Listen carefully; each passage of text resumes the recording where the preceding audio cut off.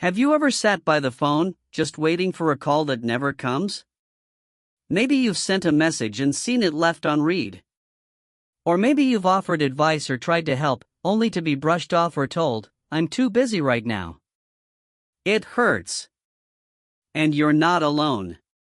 So many people over 60 silently carry this feeling, the quiet ache of being ignored by their own children. It doesn't matter how much you've sacrificed, how many meals you've made, how many nights you stayed up worrying, there comes a point where it feels like they've moved on, and you're no longer part of the story. That kind of emotional distance? It can sting worse than anything physical. But here's what I want you to hear right now: you still matter. Deeply. You are not invisible. And your worth does not shrink just because someone else fails to see it. In this video, we're going to talk heart to heart. We'll walk through 5 powerful self-respect boosters that can help you feel more grounded, more valued, and more in control even if your children aren't giving you the attention or care you deserve. These aren't vague feel-good ideas. These are real, practical shifts you can make starting today. Because your happiness is too important to wait for someone else's permission. Let's start with something that might feel counterintuitive at first, but it's powerful: stop chasing their attention. I know, it sounds harsh. But think about this: how many times have you called, texted, or reached out only to be met with silence or a lukewarm "I'll call you later"? And yet, you try again. And again. Each time hoping the next one will be different. But what happens when we keep knocking on a door that's not opening? We lose a little bit of ourselves each time. It's not about giving up on your kids. It's about shifting the energy. When you stop reaching out constantly and begin focusing inward, something interesting happens: your self-respect starts to grow again. You stop waiting for someone to give you worth, and instead, you begin to feel it from within. So, next time you're tempted to text just to get a response, pause. Take a breath. Ask yourself, am I doing this for connection or for validation? If it's the second one, step back. Spend that energy on something that fills you up instead. That leads us right into something else that can completely shift your mindset: reclaim your own space and time. So many of us, especially parents, get used to putting everyone else's needs first. But after the kids are grown and gone, it's easy to forget how to take up space for yourself again. Maybe you used to have hobbies, or a favorite routine, or even just a way of spending time that felt joyful. But somewhere along the way, that got pushed aside. And when you feel ignored, it's tempting to fill that space with worry, sadness, or even resentment. But here's a beautiful truth: you can bring that space back to life. You can reclaim your mornings, your afternoons, your evenings. Start small. It might be making your tea just the way you like it and sitting outside in the sun for a few minutes. It might be joining a walking group, or taking up a craft you used to love. The activity doesn't matter as much as the message you send to yourself: I am still worth showing up for. It's not selfish. It's survival. It's strength. And you might be surprised, when your energy shifts, the people around you start to notice. Sometimes, when you stop trying so hard to be noticed, that's exactly when others begin to pay attention again. But even if they don't, you've already started winning. Because you're showing yourself that your time, your peace, and your joy are sacred. And let's talk about something else that's just as important: setting emotional boundaries. Now, I know this one can feel a little tricky. Especially with children. We often feel like we have to be available all the time, say yes to everything, swallow our feelings just to keep the peace. But what happens when that pattern goes on for years and they get used to treating you as someone who's always there, no matter how they act? You start to feel small. Resentful. Unseen. Setting emotional boundaries doesn't mean slamming the door shut. It means standing firm in your self-worth. If your child speaks to you in a dismissive tone, it's okay to say, "I love you, but I won't be spoken to that way."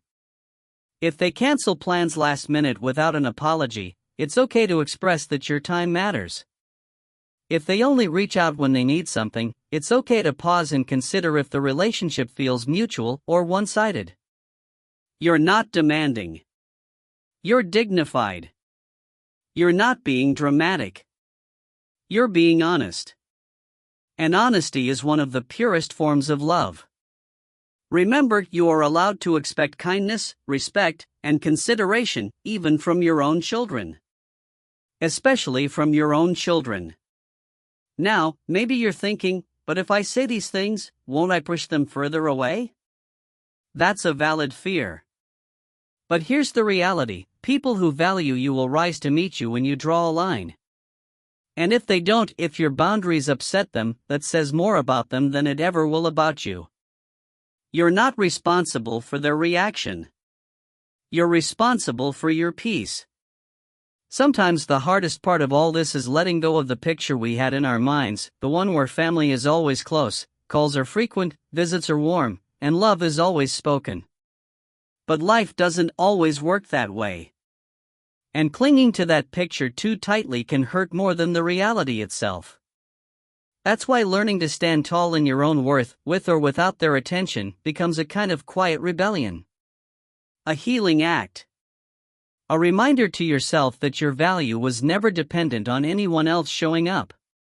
So far, we've started to explore what it means to stop chasing their attention, reclaim your own space, and set firm emotional boundaries. These steps are not about giving up on love, they're about finally turning some of that love inward, where it's needed most. There's something incredibly powerful about recognizing that your peace doesn't have to depend on someone else's attention. When you make that shift, when you stop waiting for a message, a visit, or a thank you that may never come, what you're really doing is freeing yourself. You're taking your energy back, and that is one of the most empowering things a person can do, especially in this stage of life. Now, let's talk about something that can truly transform your day-to-day experience: the power of affirming your identity outside of being a parent. This is something that often gets overlooked. For decades, your identity may have been wrapped up in motherhood or fatherhood, raising your kids, putting them first, guiding them through every stage of life.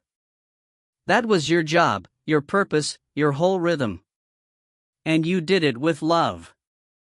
You gave your heart to it. But what happens when they're grown and they stop calling or seem too busy for you? If being mom or dad was your entire sense of self, that silence can feel like a vacuum. Like you've been erased. That's why it's so important to reconnect with who you are, beyond the parent role. Because you are still so much more. You might have been a dancer once. Or someone who loved to write, garden, sing, or travel. You might be someone with a curious mind, a playful spirit, or a heart full of wisdom. Those parts of you are still alive, they're just waiting to be invited back. When you start affirming your identity by exploring old interests or trying something new, you begin to build a version of yourself that feels whole again. You can start with something as simple as saying out loud, "I am more than a parent. I am creative. I am thoughtful. I am strong. I am still becoming." These aren't just words. They're reminders. Anchors. And each time you say them, you reinforce the truth that your life still has depth, purpose, and joy, even if your children don't currently play the role you hoped they would. Now, let's take that even further with something just as vital: building or strengthening your own social circle. One of the most common traps we fall into, especially as we get older, is relying too heavily on family for emotional connection. It's natural, of course. We expect closeness. But when those connections fall short, and we have no one else to turn to, the loneliness can feel unbearable. But here's the good news: it's never too late to connect with new people who do see you, hear you, and appreciate your presence. Whether it's joining a local club, a faith group, an online community, or even just saying hello to someone at the park, those small steps can lead to beautiful bonds. And they remind you that your worth isn't tied to the past, it's alive in every new interaction you make. Think about this. What if there are people out there right now who would love your company, who would be uplifted by your story, your laughter, your kindness, and they just haven't met you yet? What if the family you've been craving isn't limited to blood? You get to choose who belongs in your inner circle. You get to choose people who fill you up instead of draining you. It might feel awkward at first, especially if you're not used to putting yourself out there. But even the smallest gesture, a smile, a kind word, a question like, "Would you like to grab coffee sometime?" can open a door. You don't have to do it all at once. You just have to be open to the possibility that connection can still bloom at any age. And let me tell you, there is nothing more attractive, more magnetic, than someone who values themselves enough to seek joyful relationships on their own terms. It sends a message to the world: I know I'm worth knowing. I know I'm worth spending time with. That energy? It's contagious. And you might find that even your children begin to notice the shift in you, not because you demanded their attention, but because you quietly reclaimed your power. Now, as we continue building this foundation of self-respect, there's one more shift that makes everything else stronger: letting go of guilt. This one can run deep. Maybe you wonder if your children are distant because of something you did or didn't do. Maybe you replay old conversations in your mind, asking yourself if you were too strict, too soft, too distracted, too anything. That kind of guilt is heavy. And it steals your peace. But here's the truth: you did the best you could with what you knew at the time. You loved them. You tried. You showed up. And maybe you made mistakes, we all do. But parenting doesn't come with a perfect playbook. Most of us are learning as we go. Holding on to guilt now won't rewrite the past. It will only hold you hostage in the present. So, if you're carrying blame or shame for how things turned out, I want to gently invite you to release it. Not because you're denying the past, but because you're choosing to stop punishing yourself. You deserve freedom from that burden. You deserve the peace that comes with self-forgiveness. Sometimes, the most powerful thing you can do is simply say to yourself, "I did my best." And that's enough. Let those words settle in. Let them wash over the regrets. Because clinging to guilt doesn't fix broken relationships, it just breaks your spirit. And that's not the life you deserve. You don't have to be perfect to be worthy of love. You already are. As you begin to let go of guilt, what takes its place is something far more healing: compassion. Compassion for yourself, for your journey, and even if you're ready, for your children, wherever they are in their own lives. That compassion doesn't mean you excuse bad behavior. It just means you give yourself the grace to stop carrying their actions like they're your fault. And that, right there, is the beginning of real emotional freedom. There's something quietly beautiful about realizing that peace, confidence, and joy don't have to come from anyone else's approval, not even your children's. And when you've let go of chasing their attention, reclaimed your space, affirmed your identity beyond being a parent, nurtured your own relationships, and released guilt, you've already taken huge steps. But there's one more step that brings all the others together, and that's this: learn how to celebrate yourself again. It might sound a little unusual at first. Celebrate yourself? Isn't that something people do for birthdays or big accomplishments?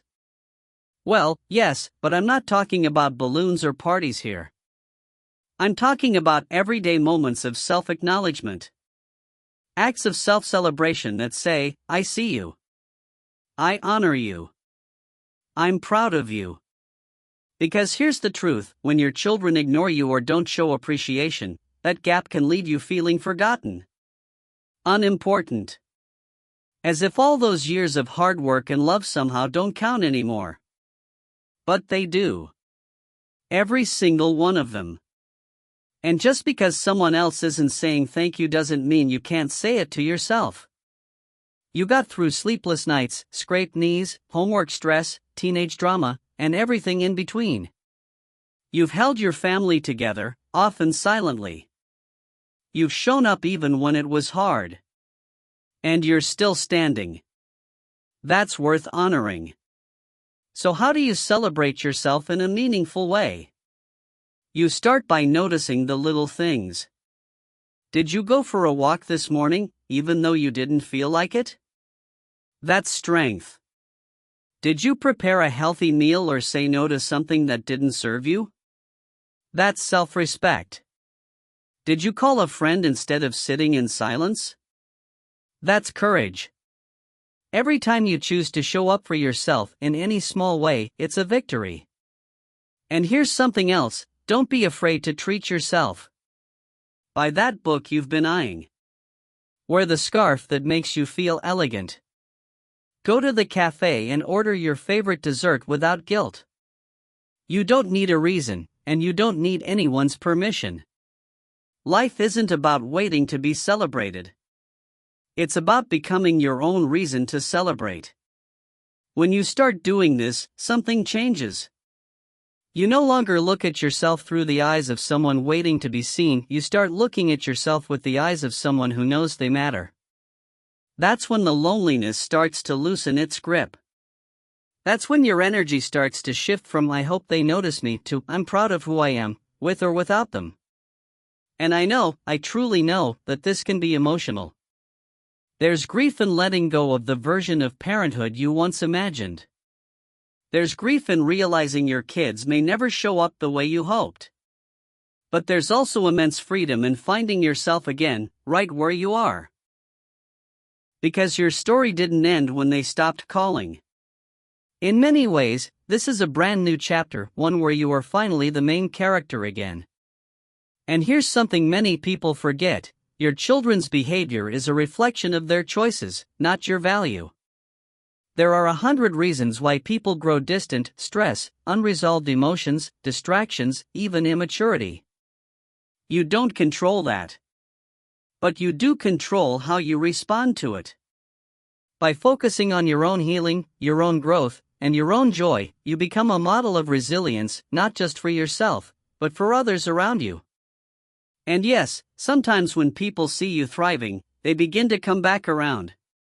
Not because you begged for it, but because your strength inspired them. But even if that never happens, even if the calls remain rare and the visits don't come, you will still be okay. You will be more than okay, because you will be living a life that honors who you are now, not just who you were when you were changing diapers or packing lunches. So today, I want you to try something simple but profound: write yourself a letter. Not to your kids. To you. A letter that says, "Thank you for getting through the hard days. Thank you for showing up. Thank you for still having love to give." Read it out loud. Let the words sink in. It might bring tears, that's okay. Those tears are healing. You have spent your life loving others. Now, it's time to give that love back to yourself. You're not just someone's mother or father.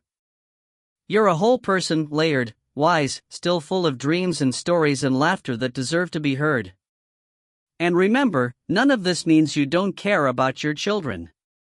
It doesn't mean you're giving up on them. It means you're choosing to care for yourself first. And that's one of the healthiest, bravest decisions anyone can make at any age. So as we bring this conversation to a close, let's revisit the heart of it all. You deserve to be treated with respect, to feel valued, and to live with joy, whether your children are attentive or not. And the most powerful way to reclaim that sense of value is to stop waiting for someone else to hand it to you. You already have it. It lives in the way you speak to yourself. In the way you treat your own time. In the friendships you nurture. In the hobbies you return to. In the peace you protect. That's where your self-respect blooms. If any of this resonated with you, I'd love to hear your thoughts in the comments. Maybe you've been through this. Maybe you're in it right now. Just know you are not alone. And your story matters. If this video helped you in any way, give it a like and consider subscribing. There's so much more we're going to talk about, more ways to live well, love yourself deeply, and create a fulfilling life on your own terms. You've come this far, and the best part is, there's still so much more life ahead of you. So let's keep walking together. One step at a time. Here's to living your truth, honoring your worth, and finding peace in the power of self-respect. No matter what.